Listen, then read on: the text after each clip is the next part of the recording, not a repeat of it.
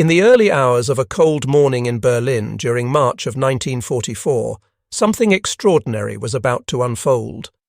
The sun had barely begun to rise over a city that bore the scars of war, and in one of the airfields on the outskirts, a man prepared himself for what would become one of the most unusual flights in aviation history.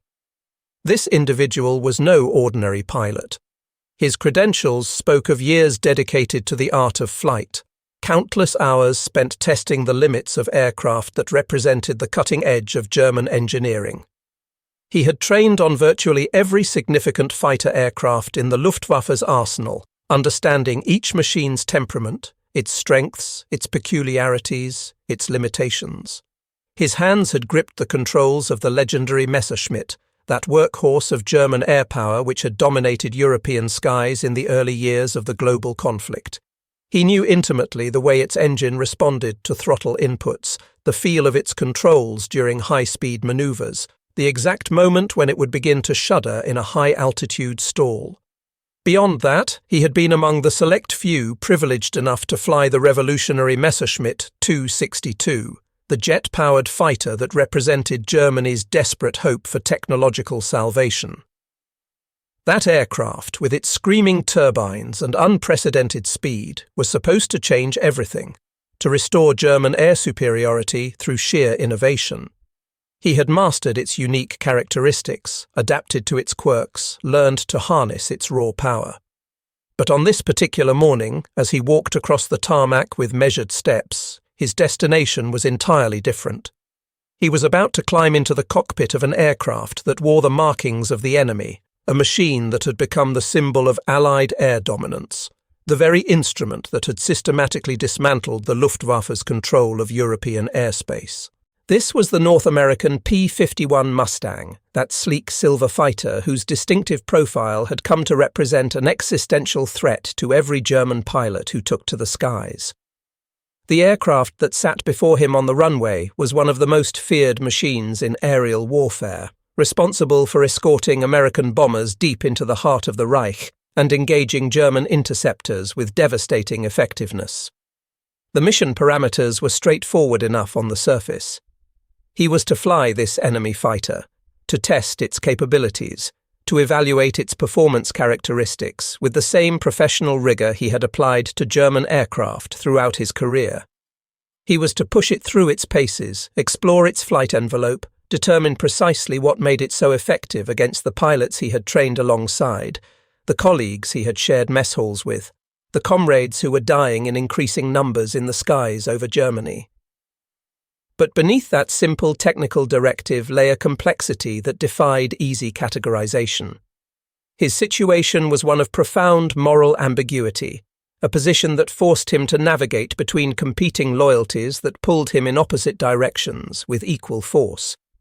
On one side stood his allegiance to the nation of his birth, the country whose uniform he had worn with pride, the homeland whose defense had been the organizing principle of his professional life.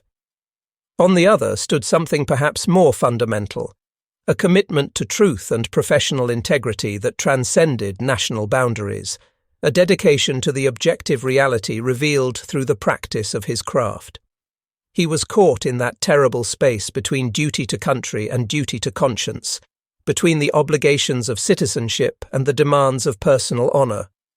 This tension would define every moment of what was to come. This account, which has circulated through aviation circles for decades, often in hushed tones and with the caveat that certain details remain unverified, centers on a figure known to history, if he is known at all, as Hans Werner Löscher. The story of this man, whether he was a single individual or represents a composite of multiple experiences, speaks to fundamental questions about loyalty, professional ethics, and the choices people face when caught between irreconcilable obligations. To fully appreciate the weight of the decision this pilot confronted, to understand the forces that shaped his actions and the context in which they occurred, we must first examine the broader canvas of the air war over Europe, the strategic situation that had evolved by 1944, and the technological developments that had transformed aerial combat from the relatively gentlemanly encounters of the First World War into something far more deadly and industrialized. The opening phases of the Second World War in the European theatre had been defined, to a significant degree, by the dominance of German air power. The Luftwaffe had emerged from the interwar period as a formidable force, equipped with modern aircraft and staffed by pilots who had gained combat experience during the Spanish Civil War.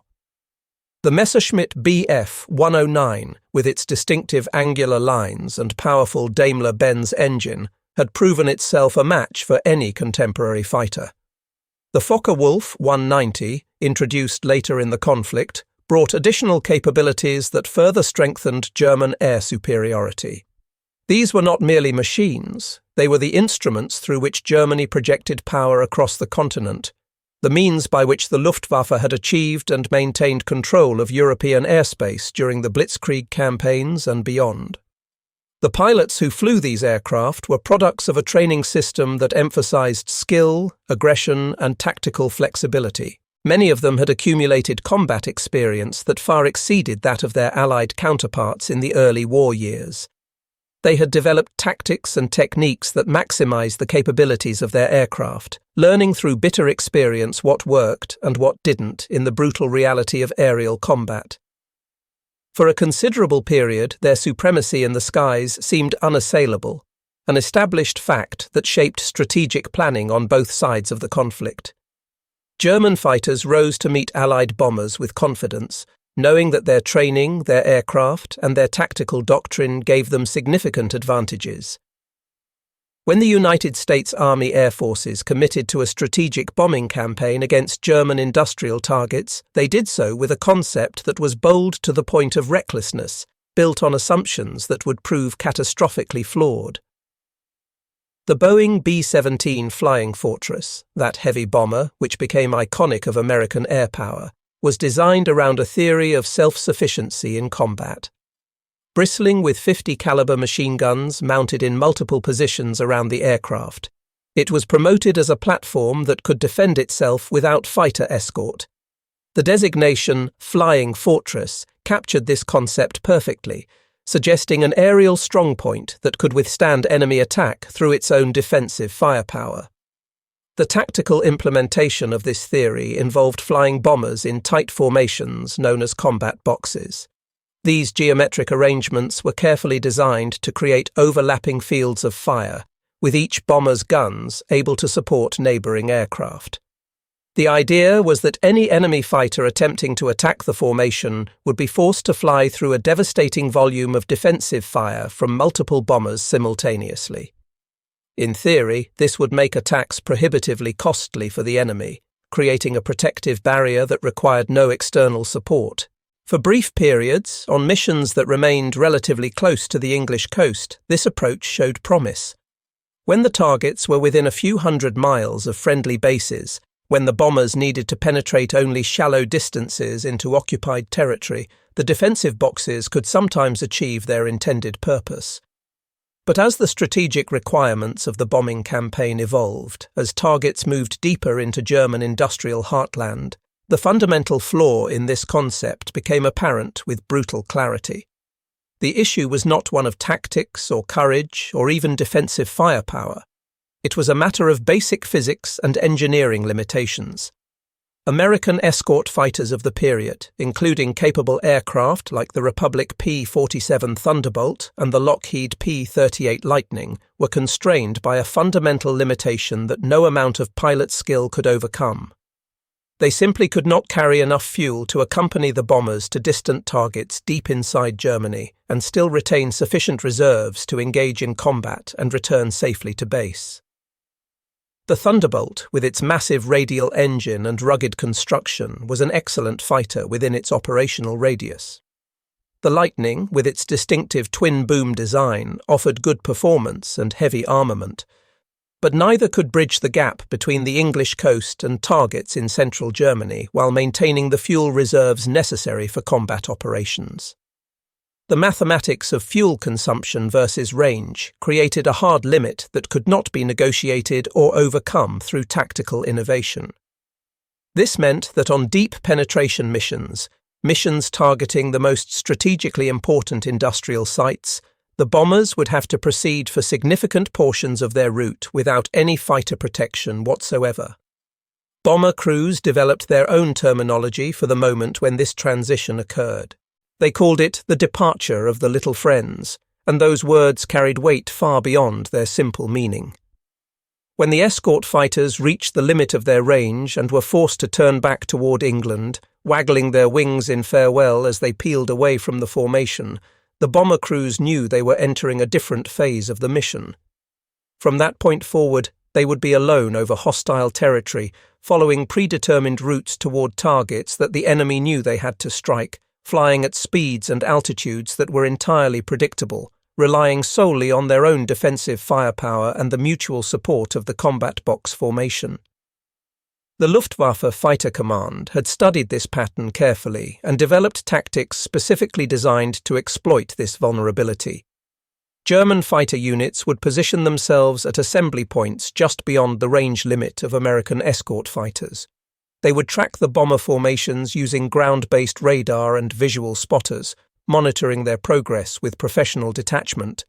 They would wait, conserving fuel and ammunition, until the critical moment when the American fighters turned for home. And then, with the bombers stripped of their fighter protection, the German interceptors would strike with devastating coordination and overwhelming force. These attacks were not haphazard or improvised. They represented the culmination of tactical development refined through repeated engagements. Luftwaffe fighters would assemble into large formations, sometimes comprising dozens of aircraft, and would attack in carefully orchestrated waves designed to overwhelm the bombers' defensive capabilities. Some fighters would approach from head-on, closing at combined speeds that exceeded 600 miles per hour, their cannons and machine guns concentrated on the cockpit and engines of the lead bombers. This head-on approach, though it required exceptional courage and precise timing, offered several advantages. It presented the smallest possible target to the bombers' defensive gunners, minimized the time spent in the kill zone of defensive fire, and allowed the attacking fighter to concentrate its weapons on the most vulnerable aspects of the bomber's structure. Other German fighters would climb to altitudes well above the bomber formation, then roll into steep diving attacks that built up tremendous speed. These diving passes exploited both gravity and engine power to achieve velocities that made deflection shooting extremely difficult for the bomber gunners. The diving fighter would plunge through the formation, firing in short bursts as it passed, then use its accumulated speed to climb back above the formation and set up for another pass. Still other Luftwaffe units employed standoff tactics, using air-to-air rockets, fired from beyond the effective range of the bombers' defensive guns. These rockets, though relatively inaccurate, were fired in salvos with the intention of disrupting formations and damaging aircraft through near misses and fragmentation. The consequences of these coordinated attacks became apparent in the casualty statistics that accumulated through the summer and autumn of 1943. The losses sustained by the 8th Air Force during this period were staggering, reaching levels that called into question the fundamental viability of the daylight bombing campaign. Individual missions would return to England with significant portions of their force missing, shot down over German territory. Bomber crews faced odds that were statistically insurmountable. The standard tour of duty consisted of 25 missions, but the loss rates meant that many crews would not survive to complete that requirement. The psychological strain of repeatedly flying into such a lethal environment, knowing that the odds were against survival, took its toll on morale and effectiveness. The raid on Schweinfurt on the 14th of October, 1943, represented the nadir of this strategic approach. Schweinfurt was home to factories that produced a significant percentage of Germany's ball bearings, components essential to virtually all military machinery. It was precisely the kind of bottleneck target that strategic bombing doctrine identified as critical. The plan called for dispatching 291 B-17 bombers to strike these facilities, accepting heavy losses as the price for potentially crippling German war production. But the reality exceeded even the most pessimistic projections. Of those 291 bombers that set out on that October morning, 60 failed to return. 60 aircraft, with 10-man crews aboard each one, were shot down over German territory. More than 600 American airmen were killed, captured, or reported missing in action as a result of a single day's operations. The loss rate exceeded 26%, a figure that was unsustainable by any measure. Aircraft that did manage to return to England often carried wounded crewmen and showed extensive battle damage. The missions flown that day, which came to be known as Black Thursday in American military history, demonstrated beyond any doubt that the concept of the self-defending bomber formation was fatally flawed. Allied command faced an unavoidable truth in the aftermath of Schweinfurt. The daylight strategic bombing campaign, which had been predicated on the ability to strike German industry with precision while accepting reasonable losses, was failing to meet its objectives. The losses were not reasonable, they were catastrophic. The cost in trained personnel and expensive aircraft was simply too high to sustain. The industrial damage inflicted on German targets, while significant, was being achieved at a price that could not be justified.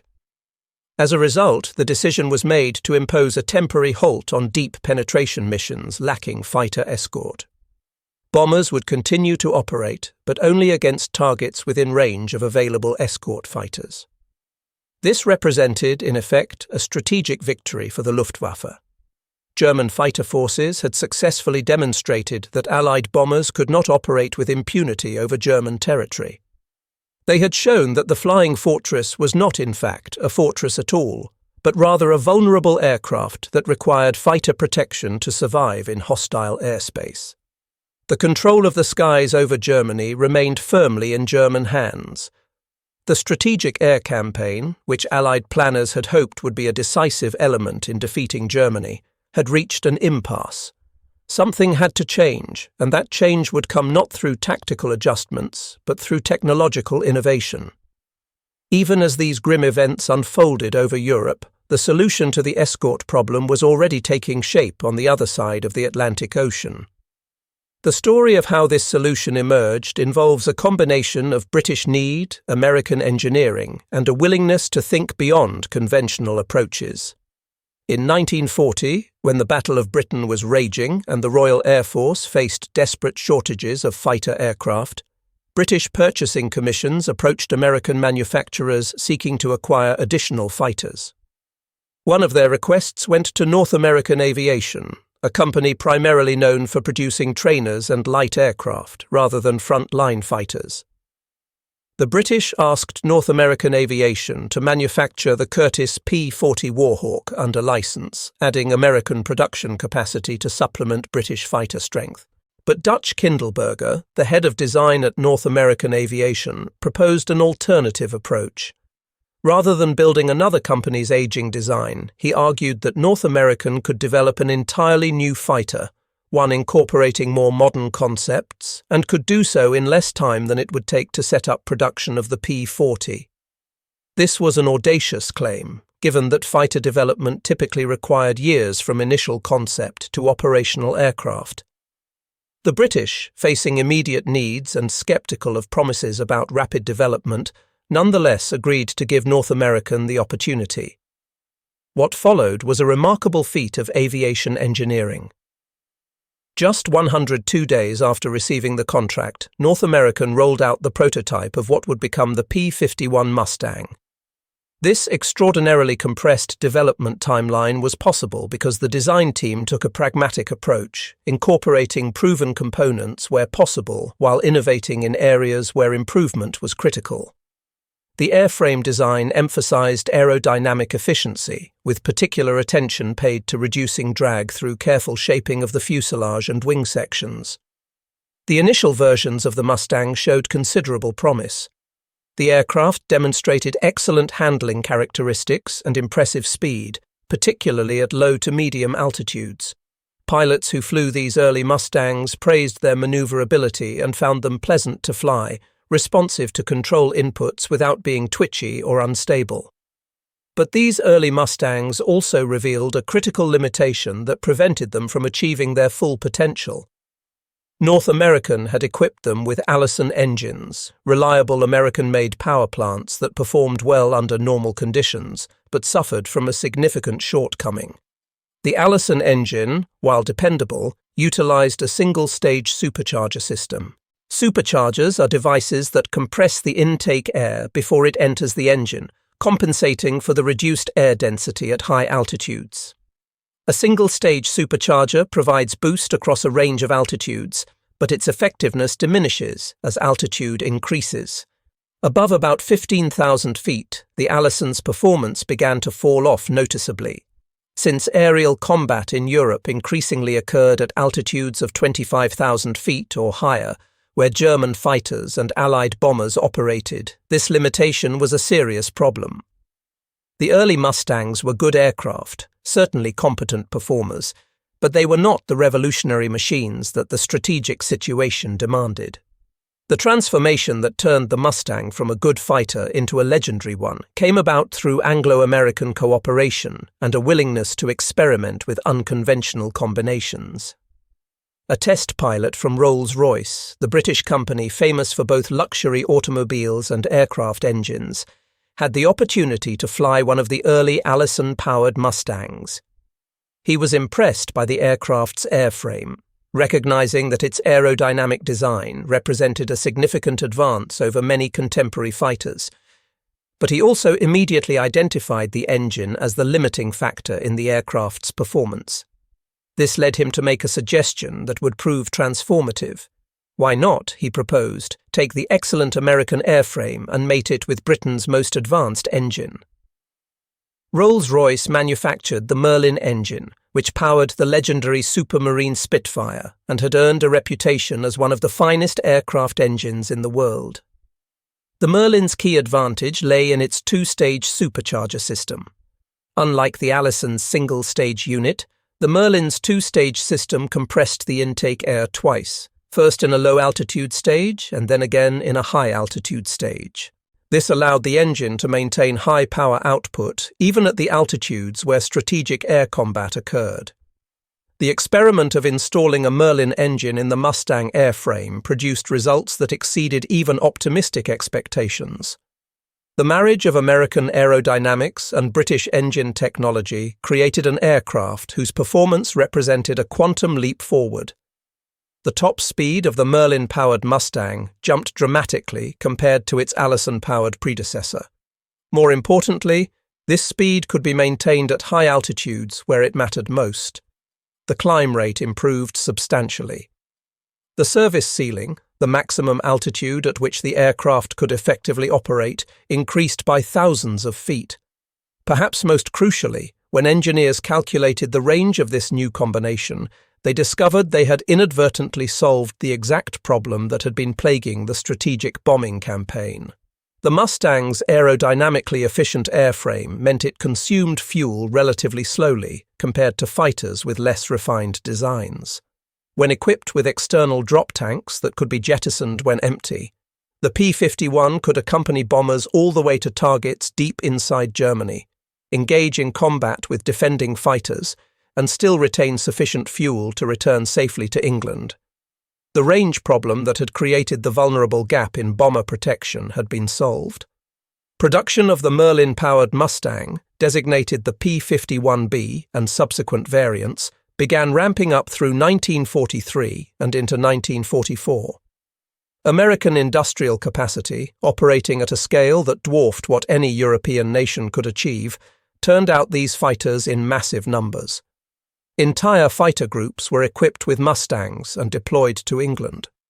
By early 1944, these silver fighters began appearing in increasing numbers as escorts for American bomber formations.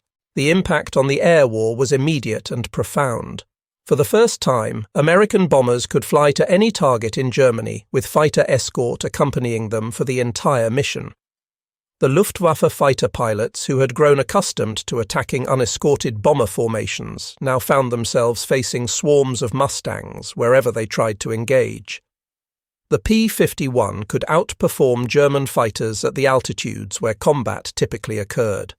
It could outclimb the Bf-109, outdive the Focke-Wulf 190, and match either in turning ability while retaining an energy advantage that allowed Mustang pilots to disengage from unfavorable situations. The armament of 6 50-caliber machine guns, while lighter than the cannons mounted on many German fighters, proved effective when employed by well-trained pilots using proper tactics. American pilots were trained in energy fighting tactics that exploited the Mustang's superior high-altitude performance. Rather than attempting to turn fight with German interceptors, which could be dangerous, Mustang pilots would use their climb rate and speed to position themselves advantageously, dive on enemy aircraft with the advantages of height and speed, make their attack, and then zoom back up to altitude before the enemy could effectively respond. The psychological impact of seeing Mustangs operating freely over German territory was perhaps as important as the tactical impact. For German pilots, the appearance of these silver American fighters deep over the Reich served as a visible symbol that the tide had turned irreversibly. For bomber crews, the presence of the little friends throughout the entire mission transformed the experience of flying combat missions. Loss rates began to decline sharply. Missions that would have been suicidal in late 1943 became survivable in early 1944. Hermann Göring, the commander of the Luftwaffe and one of Hitler's closest associates, understood the strategic implications with perfect clarity. When he saw P-51 Mustangs flying combat air patrols over Berlin itself, operating with impunity over the capital of the Reich, he recognized that German control of its own airspace had been lost. In a conversation with a colleague, he reportedly made a statement that captured this reality with brutal honesty, saying that when he saw Mustangs over Berlin, he knew the game was over. From his perspective as head of German air forces, the appearance of enemy fighters over the political and administrative heart of Germany represented a strategic defeat from which there would be no recovery. It is at this point that our narrative shifts from well-documented military history into the realm of personal accounts and stories that, while compelling, exist in that grey area between verified fact and wartime legend. The historical record clearly shows the development of the P-51, its deployment to Europe, and its decisive impact on the air war. What is less clear, what remains subject to debate and uncertainty, is the story of a particular German pilot and his extraordinary interaction with this aircraft. The account concerns a man identified as Hans-Werner Löscher. Searches through official German military archives do not readily produce extensive records about this individual. Allied intelligence documents from the period do not consistently reference him. His name does not appear prominently in the standard histories of the Luftwaffe or in comprehensive databases of German military personnel. This absence of official confirmation does not necessarily mean the story is fabricated, as wartime records are often incomplete and intelligence operations were frequently documented in ways that kept individual identities obscured. But it does mean that we must approach this account with appropriate caution, recognizing that it may represent the experiences of a single individual or might be a composite narrative that combines elements from multiple sources, or could even be largely apocryphal. What makes the story worth examining, regardless of its precise historical accuracy, is the way it illuminates fundamental questions about loyalty, professional identity, and the choices individuals face when caught between competing moral obligations. According to the narrative that has circulated within aviation communities, Löscher was not simply another Luftwaffe fighter pilot. He was described as one of Germany's most accomplished and respected test pilots, a professional whose entire career had been built around the rigorous evaluation of aircraft performance. His reputation, according to the story, was built on an unwavering commitment to objective truth in his assessments. When he filed a report on an aircraft's characteristics, that report was trusted to be technically accurate and professionally unbiased, regardless of what the results might mean for particular programs or policies. This professional identity, this commitment to truth revealed through flight testing, would become central to the moral dilemma he supposedly faced. The story suggests that by late 1944, Löscher was experiencing increasing distress at what he observed happening around him. The quality of Luftwaffe pilot training had declined dramatically as experienced instructors were pulled from training duties to fly combat missions, and as fuel shortages reduced the number of hours student pilots could spend in the air before being sent to operational units. Young men with minimal flight time were being thrust into combat against veteran American pilots flying superior aircraft. The result was slaughter. Lurcher, according to the narrative, watched this happening with growing horror. He saw pilots barely out of training being sent up to face Mustangs and Thunderbolts in battles they had no realistic chance of surviving. He saw German leadership, increasingly divorced from reality, demanding victories and impossible outcomes while ignoring or dismissing the frank assessments of combat conditions provided by frontline units. The gap between the rhetoric coming from high command and the reality of Germany's military situation was becoming impossible to ignore. For a man whose professional identity was built around factual accuracy and honest assessment, this disconnection was deeply disturbing. The story continues that on the 14th of December 1944, Lurcher took off on what was officially logged as a routine test flight. He was flying a German aircraft, conducting what should have been standard evaluation procedures. But during this flight, his engine suffered what appeared to be a catastrophic failure. The official story was mechanical malfunction, an unfortunate but not uncommon occurrence given the declining quality of German manufacturing and the shortage of proper materials and skilled labour. However, the legend insists on a different interpretation. According to this version, the engine failure was not accidental at all. Lurcher had deliberately sabotaged his own aircraft, inducing a failure that would require him to make an emergency landing. He had reached a decision point, a moment of such profound internal conflict that he felt he could no longer continue participating in a war effort he knew to be doomed. The specifics of how he supposedly disabled the engine without making it obvious are not detailed in the accounts, but the implication is clear. This was a calculated act, not a mechanical accident.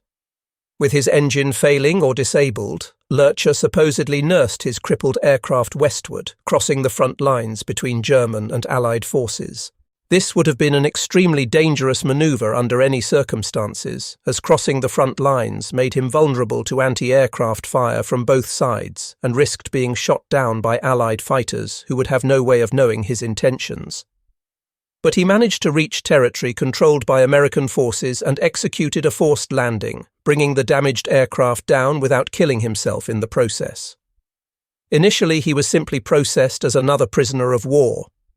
Allied forces captured tens of thousands of German military personnel as the war progressed, and one more Luftwaffe pilot would not normally have attracted special attention. But during the routine interrogation that all POWs underwent, something about Lurcher's responses caught the attention of intelligence officers. His knowledge of German aviation was not the typical information possessed by an operational pilot. He spoke about aircraft performance characteristics with the precision of an engineer. He understood testing methodology and evaluation procedures. He referenced aircraft development programs and technical specifications in ways that suggested direct involvement at high levels.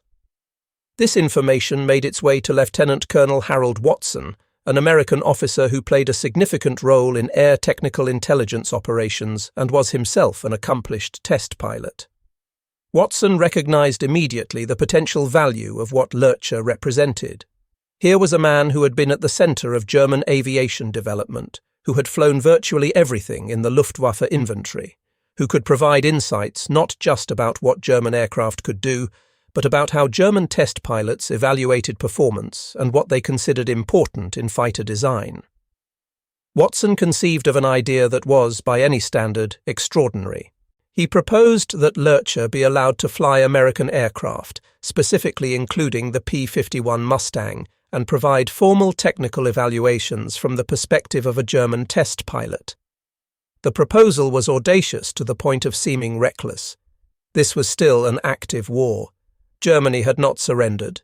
German forces were still fighting on multiple fronts.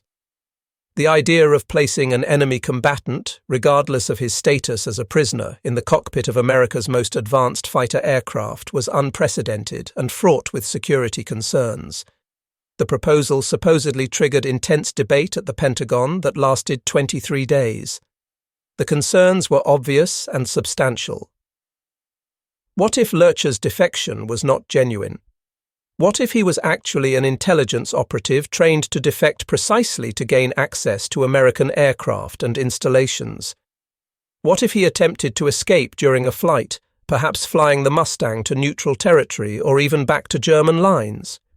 What if he crashed or was shot down, providing German intelligence with an intact or partially intact example of America's best fighter? The risks seemed to outweigh any potential benefits. But there were compelling arguments on the other side as well. American intelligence had extensive technical data about the P-51's performance. They knew its speed, its rate of climb, its turning radius, its range, its operational ceiling. What they lacked was the enemy's perspective on these capabilities. How did the Mustang appear to someone who had been fighting against it? What aspects of its performance were most problematic from a German pilot's viewpoint? What vulnerabilities might exist that American pilots, lacking combat experience against the aircraft, might not recognize? This qualitative intelligence could potentially be valuable enough to justify the security risks. According to the narrative, approval was eventually granted, but with stringent conditions designed to minimize risk.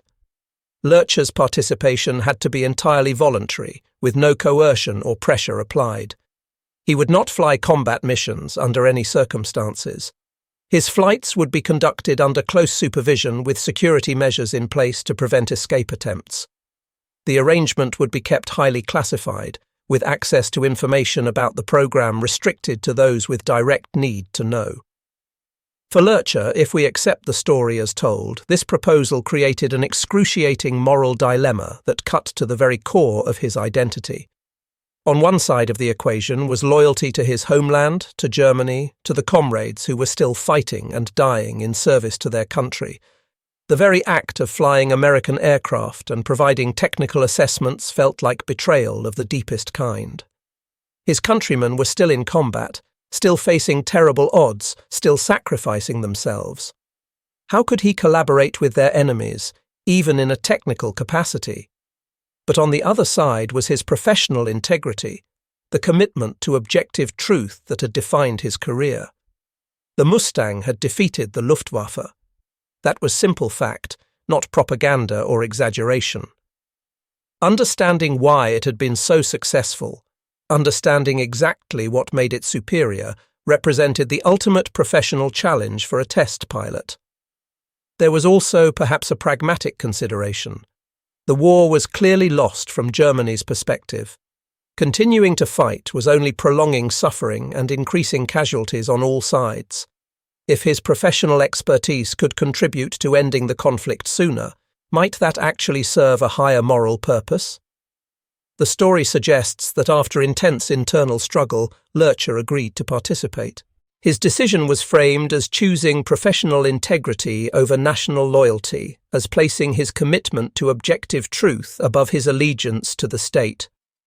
Whether this rationalization provided him any comfort, whether it resolved his internal conflict or merely allowed him to proceed despite ongoing doubt, is not detailed in the accounts. The moment when he first approached the P-51 Mustang must have carried extraordinary emotional weight. This was the aircraft that represented the defeat of everything he had worked for, the machine that had systematically destroyed the Luftwaffes to defend German airspace. For years he had seen these silver fighters only as enemies, as threats to be avoided or destroyed. Now he was about to climb into one, to sit in the very seat from which American pilots had looked down on burning German aircraft, to place his hands on controls that had directed gunfire at his comrades. The differences would have been apparent immediately as he climbed into the cockpit. German fighter cockpits were designed with a functional, utilitarian philosophy.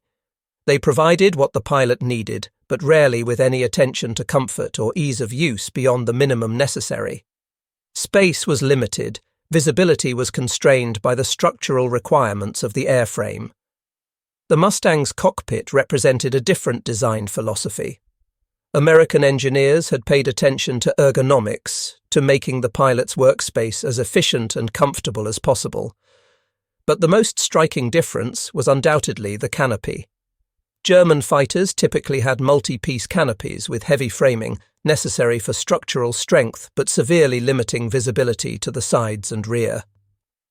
The Mustang's bubble canopy was revolutionary, providing almost unrestricted visibility in all directions except directly below. A pilot could twist in the seat and look directly behind without the view being blocked by structural members.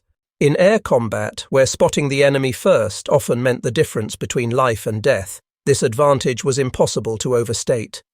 As he went through the startup procedures, the Merlin engine roared to life with that distinctive sound that had become so familiar and so feared to Luftwaffe pilots. Every German fighter pilot knew that sound, had heard it growing louder as Mustangs closed in for an attack. Now he was hearing it from inside the aircraft, feeling the vibration through the airframe, controlling the power through throttle movements. The psychological impact of this reversal must have been profound. He advanced the throttle and felt the Mustang surge forward with impressive power-to-weight ratio. The takeoff would have felt different from what he was accustomed to in German fighters. The Mustang was stable on the runway, tracking straight without requiring constant correction. As he pulled back on the stick and the aircraft lifted off, he entered a new phase of understanding. This was no longer about abstract performance specifications or intelligence reports. This was direct, visceral experience of the machine that had won the air war. He began his evaluation methodically, approaching it with the same professional rigor he had applied to German aircraft throughout his career. He took the Mustang to altitude, climbing through the levels where air combat typically occurred. This was where the Merlin engine's two-stage supercharger demonstrated its superiority. The rate of climb remained strong even as he passed 20,000 feet, 25,000 feet, 30,000 feet. In his mind, he was constantly making comparisons to German fighters he knew intimately. A Bf-109 might be able to outturn a Mustang in certain conditions, particularly at lower altitudes and lower speeds. German pilots had learned to exploit this advantage when they could force American pilots into turning engagements. But the Mustang was not designed to be a turning fighter.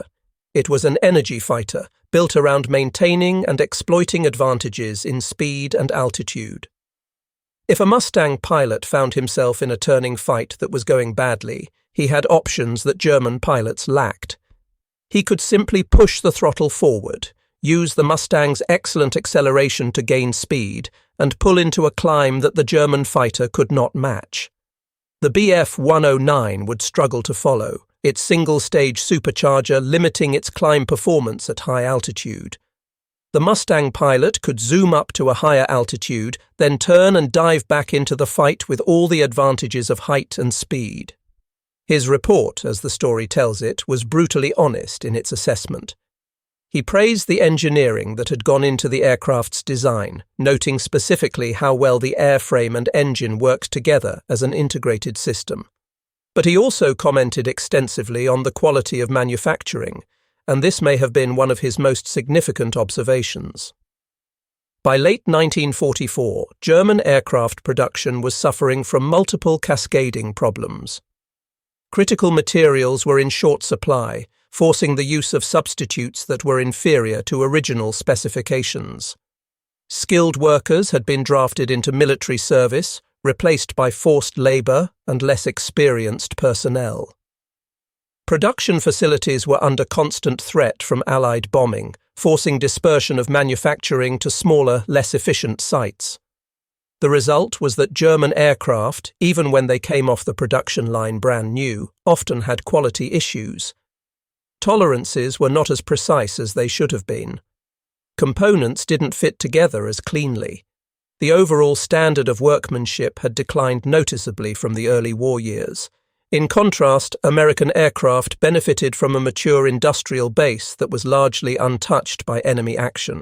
American factories could maintain high-quality standards. Components were manufactured to precise specifications. Assembly was done by skilled workers using proper tools and procedures. The P-51 that Lurcher flew wasn't just a superior design.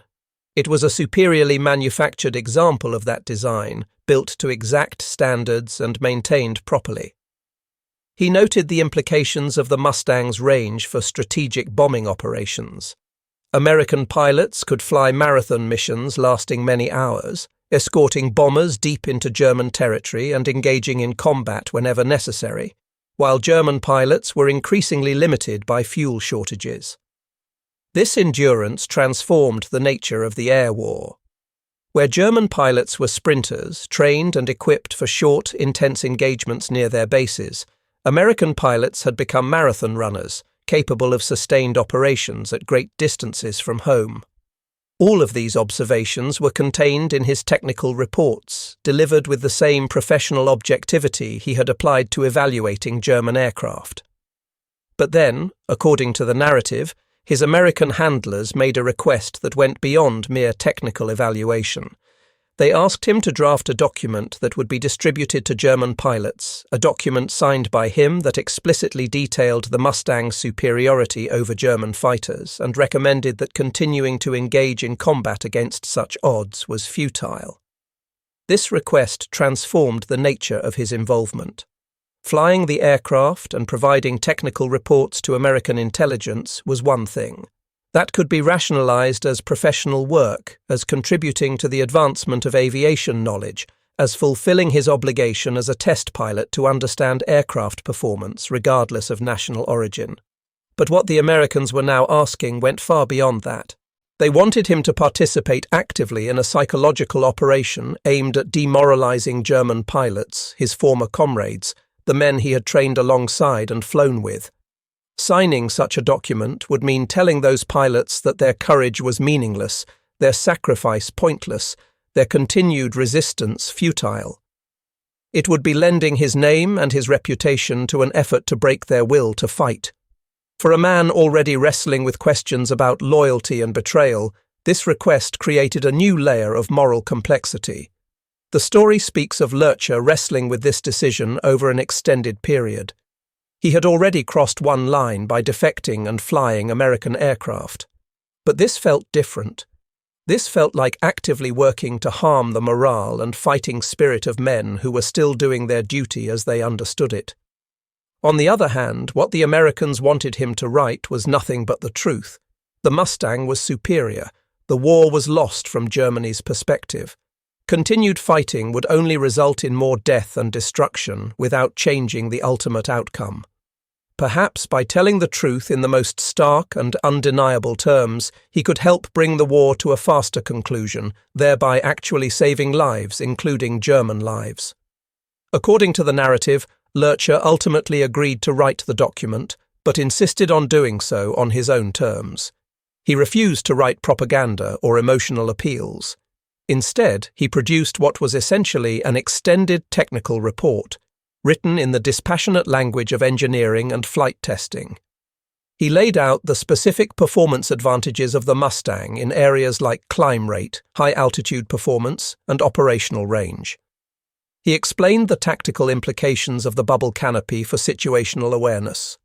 He detailed how American pilots could use energy-fighting tactics to negate any advantages German fighters might have in turning performance. Most significantly, he addressed the strategic impossibility of German victory in the air war.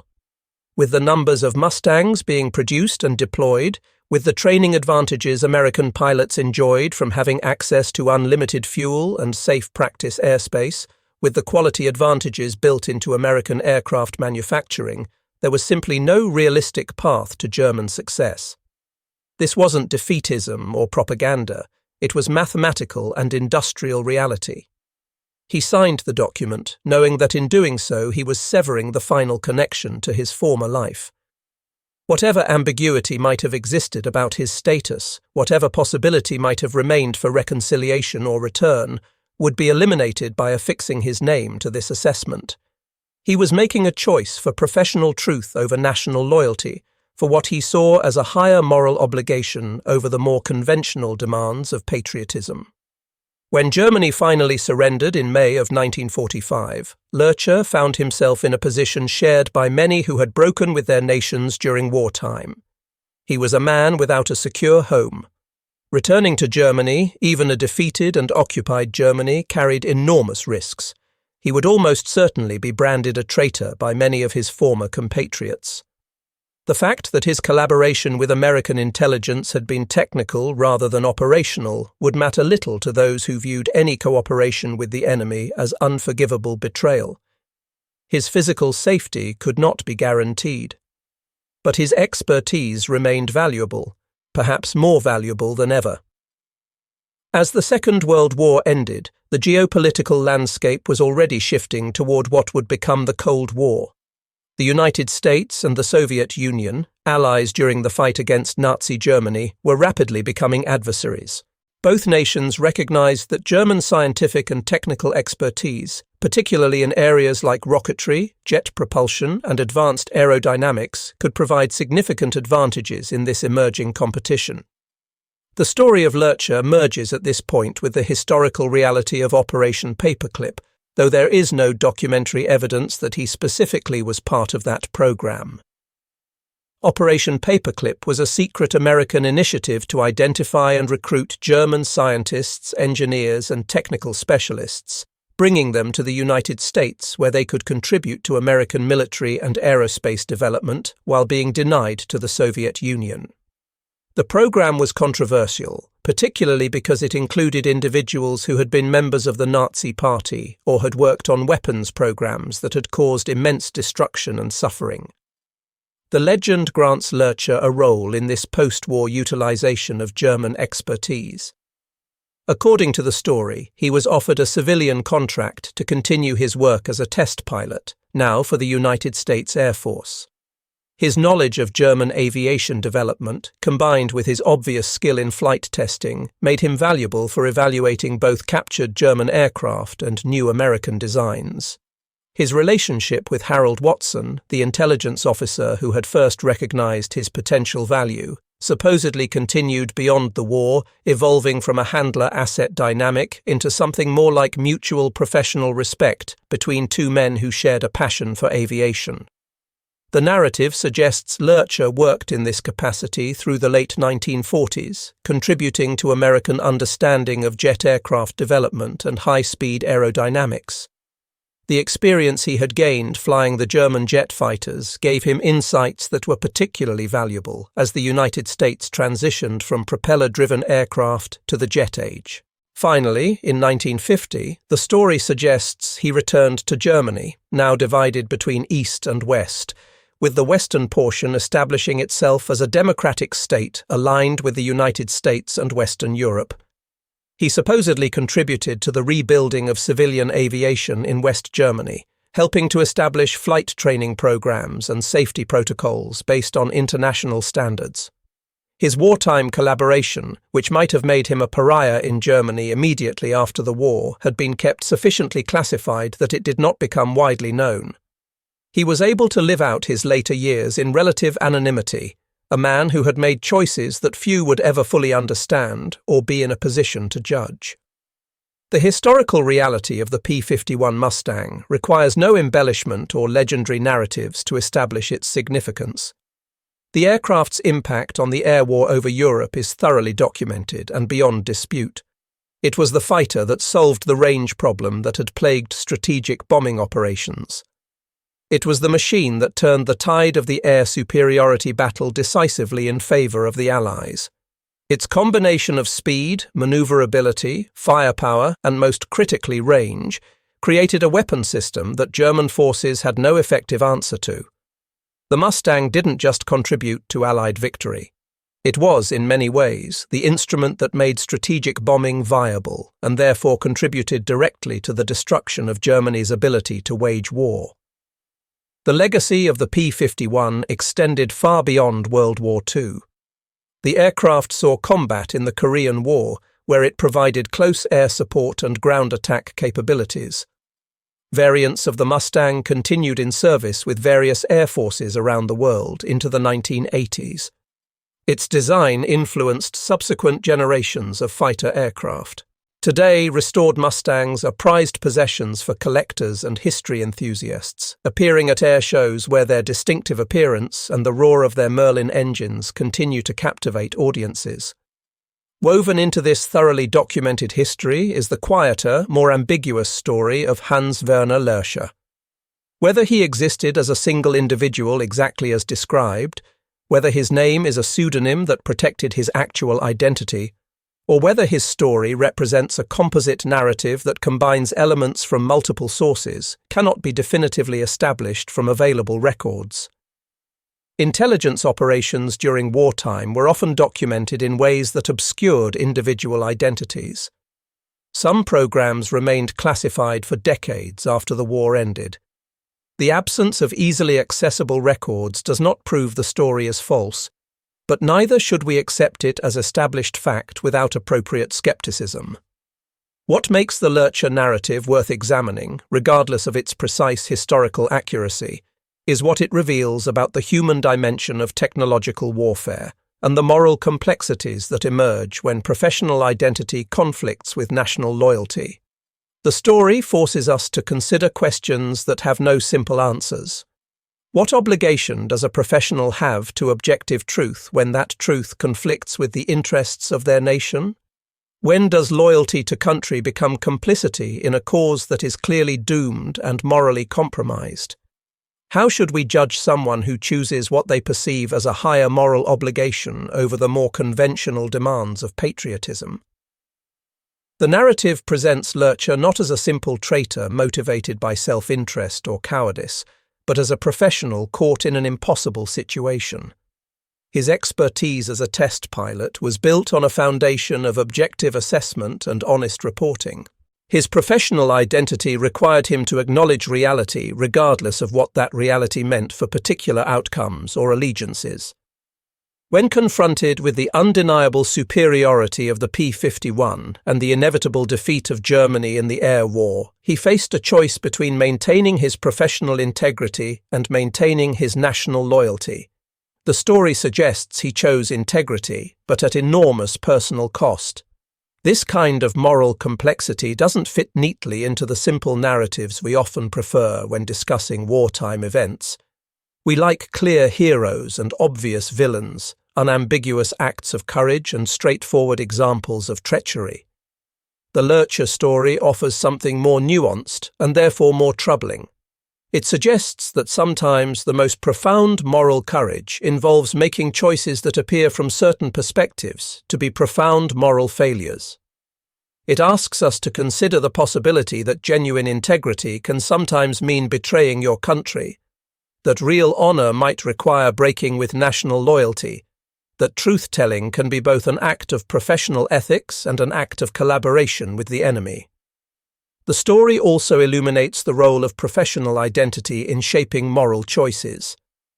Lärcher's identity as a test pilot, as someone whose entire career was built around rigorous objective assessment of aircraft performance, created a framework through which he understood his obligations.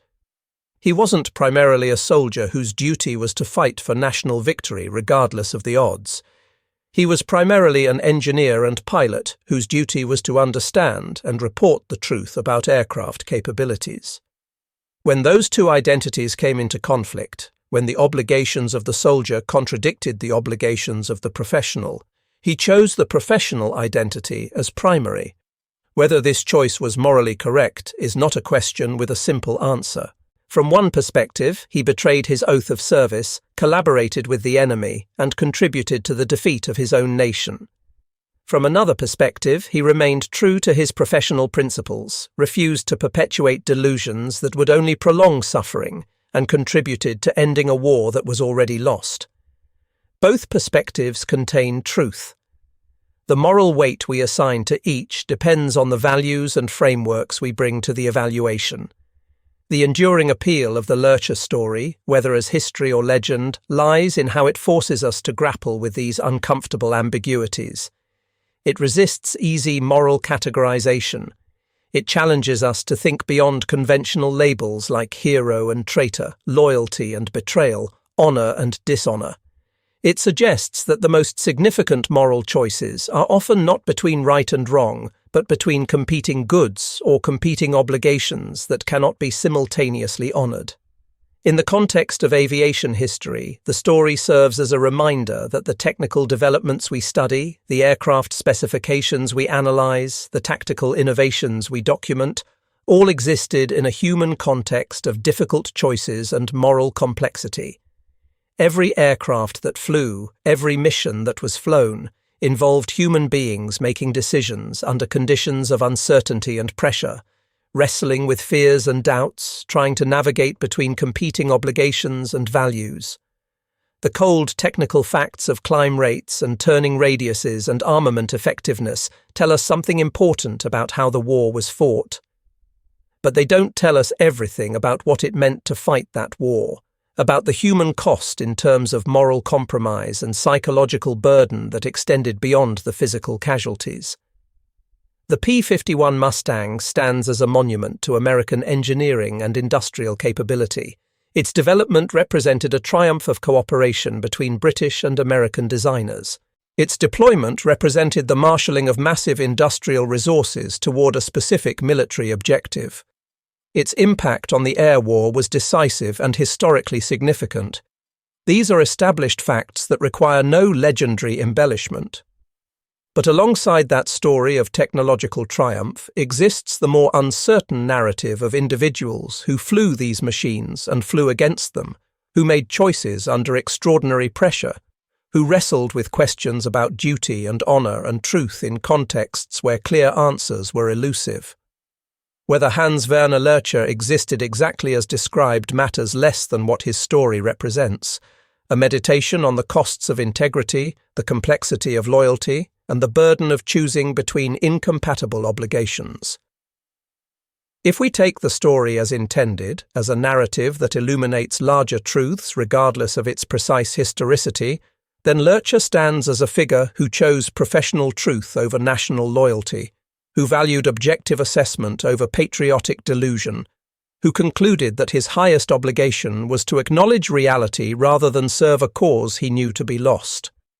Whether history will judge that choice as courageous or contemptible depends on which values we prioritize, which obligations we consider most fundamental, which framework we use to evaluate moral action in extremis.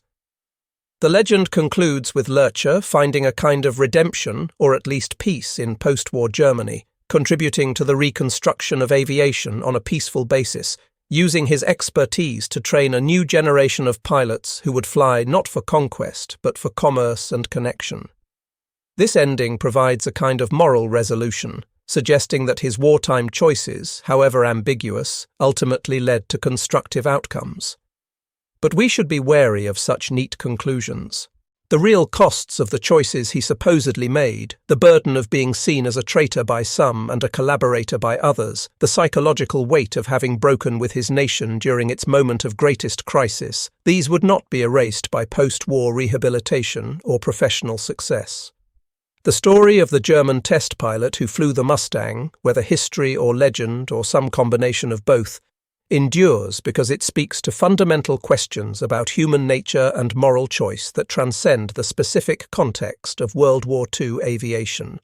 It asks us to consider what we owe to truth, what we owe to country, what we owe to professional integrity, and what we should do when those obligations conflict irreconcilably.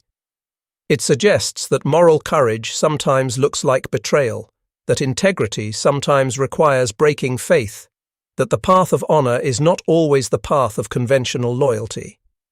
These are uncomfortable truths that resist simple resolution. They force us to acknowledge that the world is more morally complex than our preferred narratives usually allow, that the people we encounter in history are not merely heroes or villains, but human beings trying to navigate impossible situations with imperfect information and no clear right answers. The Lurcher story, in all its ambiguity and uncertainty, serves as a reminder of this complexity and an invitation to think more deeply about the choices people face when caught between incompatible obligations in contexts of conflict and crisis.